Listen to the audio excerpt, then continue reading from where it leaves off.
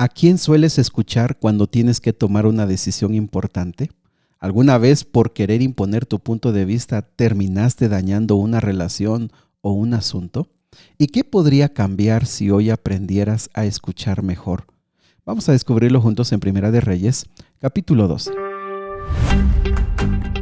Síguenos en Facebook, Momentos de Esperanza MX, dale like, dale compartir, déjanos un comentario. Aunque todo esto es muy sencillo, realmente hace una gran diferencia porque de esta forma muchas personas más saben de estudiar la palabra de Dios todos los días, un capítulo a la vez. Te lo agradeceremos mucho. Vamos al capítulo de hoy. El capítulo de hoy es sumamente triste. A la muerte de Salomón, versículo número 1, su hijo Roboam fue a Siquem porque ahí Israel había venido para hacerlo rey. Dos preguntas. En primer lugar, ¿por qué si teniendo 1000 mujeres solamente se menciona un hijo? ¿Por qué si Salomón fue el más sabio, Roboam, vamos a ver lo que fue quizá el más necio? ¿Por qué en Siquem? Siquem era una ciudad que estaba como al centro del territorio de todo el territorio de Israel. Sin embargo, en Jerusalén, que estaba al sur, estaba el palacio, estaba el templo. Bueno, los que analizan esto dicen que seguramente es porque Roboam se quiere ganar el cariño, quiere ser condescendiente, pero sobre todo tiene una debilidad y por eso va a esa ciudad que ni es la más grande, ni la más hermosa, ni es realmente importante para que él fuera coronado. Es decir, no tenía el poder y la fuerza que tuvo Salomón, que tuvo David. Así que al no tener esa fuerza, él tiene que ir para allá para que pueda ser coronado. En el versículo 2 nos vuelve a hablar de un personaje que ayer estudiamos, Jeroboam.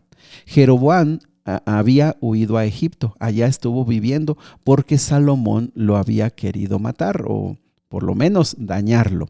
¿Quién era Jeroboam? Ayer nos quedamos pendiente con eso. Bueno, mientras Salomón estaba vivo, ¿te acuerdas? Se le dijo, tú vas a perder el reino por toda la maldad que has hecho, por todo lo terrible que has hecho, el reino se va a dividir, pero no contigo, cuando venga tu hijo.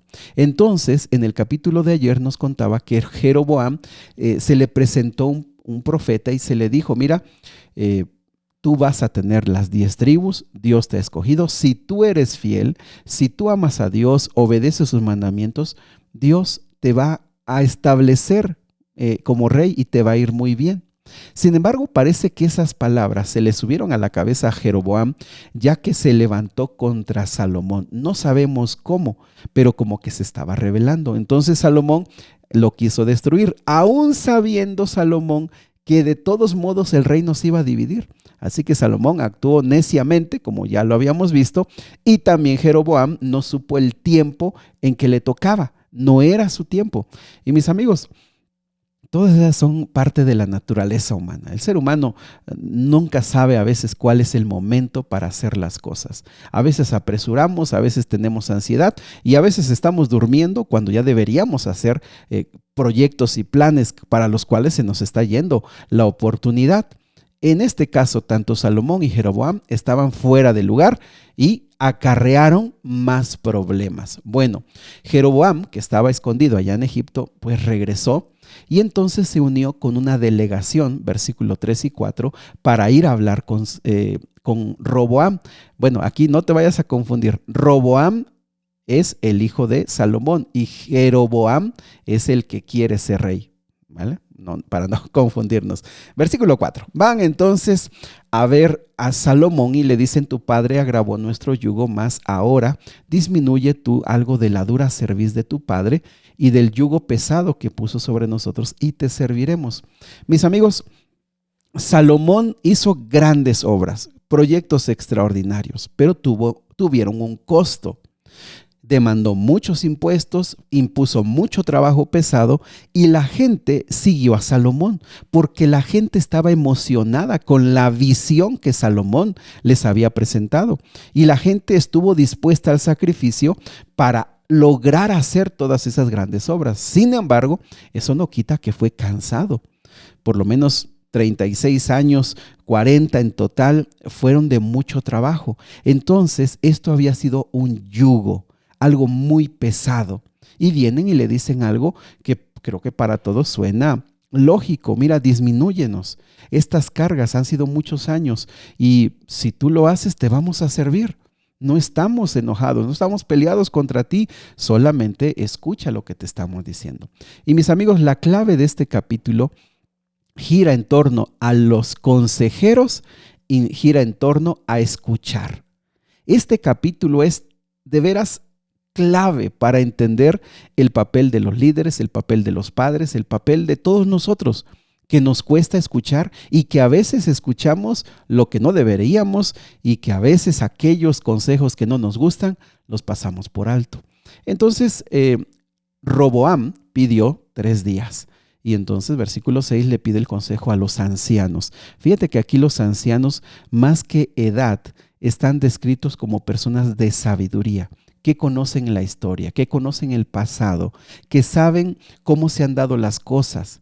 No necesariamente ancianos, pero sí de bastante conocimiento. Les pregunta qué me aconsejan y que les puedo responder al pueblo. Vean el versículo 7. Si tú fueras hoy siervo de este pueblo y los sirvieres y respondiéndoles buenas palabras les hablares, ellos te servirán para siempre. Amigos, le dan un consejo, sabio, prudente. Ser rey no significa mandar, ordenar, ser déspota. Ser rey significa servir. Y eso estaba en Deuteronomio. Eso ya lo leímos. Dios dijo, el que se siente en mi trono es que me va a servir a mí, va a hacer lo que yo le diga y va a servir a mi pueblo. Pero este joven Roboam, que creció en la gloria, que creció en el poder, que creció en el lujo, que creció viendo una figura paterna extraordinaria, por un lado tenía esa soberbia de la riqueza cuando estás fuera de lugar, pero por otro lado también tenía esa parte de no entender cómo vivía el pueblo. Pero también algunos psicólogos dicen que tenía una profunda inseguridad por la grandeza de su padre. No le gustó mucho el consejo y entonces fue con los jóvenes. Y los jóvenes le dicen, ¿sabes qué? Nosotros tenemos un consejo diferente. No nos parece que es correcto ese consejo. Tú diles al pueblo, mira, si tu padre agravó tu yugo, nosotros no lo vamos a disminuir. Es más, diles, mi dedo, el menor de mis dedos, es más grueso que la cintura de mi padre. Más o menos se podría traducir así. Y si mi padre les cargó con un pesado yugo, yo les voy a añadir más peso a ese yugo. Y si mi padre los castigó con azotes, yo los voy a castigar con escorpiones. Fíjate que este consejo dio el clavo en lo que Roboam quería escuchar. Él quería imponerse, él quería manifestarse firme, una persona decidida, una persona con fuerza, una persona valiente, una persona que se impone. Pero todas estas palabras, mis amigos, no tenían lugar en este momento. Aquí no se necesitaba de esa fuerza, se necesitaba de él la humildad, del servicio, de ponerme a disposición de ayudarles. Ustedes han hecho mucho, ustedes se gastaron mucho por construir esta gran ciudad y este gran reino. Ustedes sirvieron mucho a mi padre, yo les voy a ayudar, vamos a trabajar juntos. No, todo eso no estuvo en el vocabulario de este joven de orgullo, de arrogancia y sobre todo de una gran inseguridad. Al tercer día, cuando vino el pueblo, ¿qué creen que pasó? El pueblo a escuchar no solamente las palabras, sino la forma tan dura en la que se les dijo, el pueblo se molestó.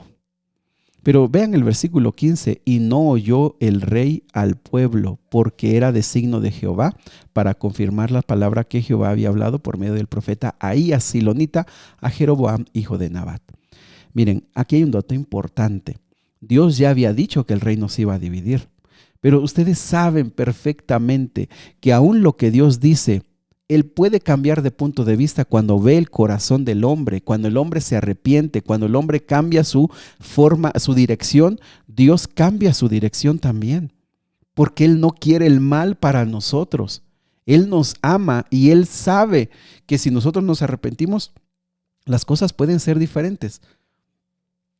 Sin embargo, la actitud de este rey solamente confirmó lo que él ya había dicho. ¿Cómo respondió el pueblo? Versículo 16. ¿Qué parte tenemos nosotros con David? no tenemos heredad con el hijo de Isaí. Israel, a tus tiendas y provee ahora tu casa, David. Fíjate que esta frase ya la leímos en los tiempos de David, en la misma frase, y básicamente se dividieron. El rey Roboam mandó a Adoram, que era un capataz del trabajo pesado, quizá por su experiencia podía conciliar y podría traer de nuevo a Israel. Israel lo apedreó y murió, y entonces con esto a Roboam le quedó claro, esto no va a salir bien, y salió huyendo para Jerusalén. Y todo esto pues fue con el único objetivo de hacer entender que esto iba a quedar dividido. Entonces, llegando a Jerusalén, Roboam junta un pequeño ejército de 180,000 hombres, va a ir a pelear para establecerse, para no dejar ir a todo el reino del norte, pero viene la palabra de Dios otra vez al profeta y le dice, diles, no vayan a pelear, no peleen contra vuestros hermanos, los hijos de Israel, vuélvanse cada uno a su casa, porque esto ha acontecido por la palabra de Dios. ¡Qué hombre tan poderoso! Este profeta, diciendo el mensaje de Dios, con la bendición de Dios, pudo aplacar al rey y a todo este ejército. Iba a haber una de muertes, iba a haber una tragedia por este rey orgulloso y ahora también decidido sin tomar consejos prudentes. A la voz de este grande hombre, todo se calmó. Fíjate qué interesante, qué poder de Dios. Ojalá y nosotros pudiéramos ser llenos del Espíritu Santo y que Dios nos use para poder hacer frente a unas cosas así y cómo se detuvieron. Del versículo 25 al 33 básicamente, ahora viene a Jeroboam, que está en el norte. Un desastre con él. Jeroboam rápidamente reedificó Siquem, que era allí donde habían puesto de rey a Roboam.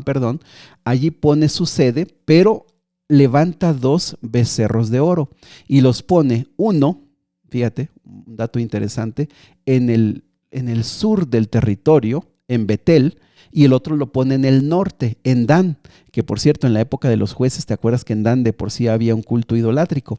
Bueno, lo que está haciendo simplemente es en el sur y en el norte tener 2 lugares de adoración falsos, adorando a ídolos, adorando a estos becerros.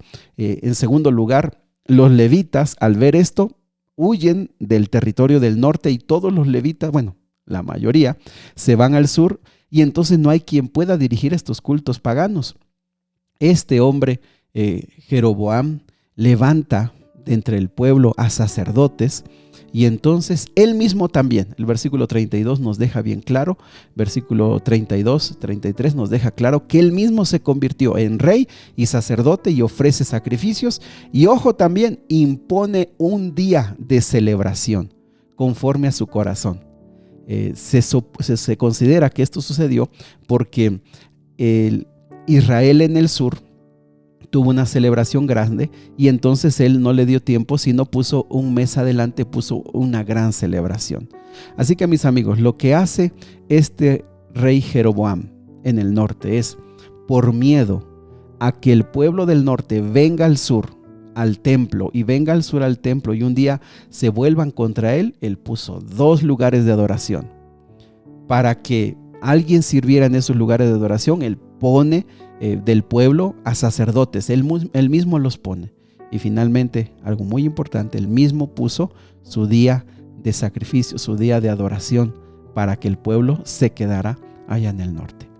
Él había recibido una promesa, si tú me eres fiel, le dijo Jehová, si tú me sirves, yo voy a establecer tu reino, yo te lo estoy dando a ti. Si tú me eres fiel, yo te voy a bendecir. Pero mis amigos, como siempre, el ser humano prefiere hacer las cosas a su modo, a su tiempo, a su manera, no importando que tenga que pasar por encima de los mandamientos de Dios, con tal de que se hagan las cosas como el ser humano quiere.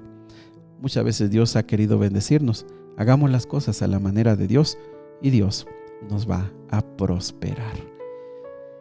Querido Padre Celestial, tantos conflictos y tantos problemas por no saber a quién escuchar y sobre todo por no buscar tu consejo.